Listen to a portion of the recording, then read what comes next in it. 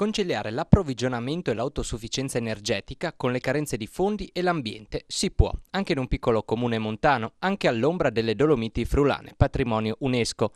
È il caso di Forni di Sotto, dove l'amministrazione comunale ha deciso la copertura di aree di alcuni edifici comunali con pannelli fotovoltaici ad alto rendimento. Ce ne parla il sindaco Marco Lenna. Della zona industriale e sugli edifici del comune.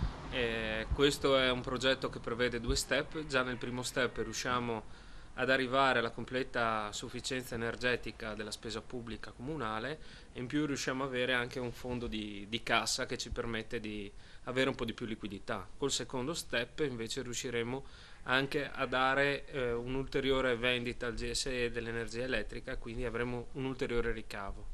Quali saranno i partner di questa iniziativa?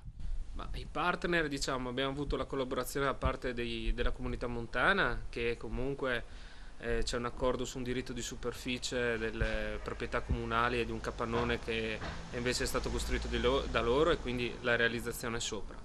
E diciamo che è fatto per in toto dal comune, è un progetto che si autofinanzia, non va a gravare sulla spesa pubblica, in più ci porta a un risparmio energetico considerevole.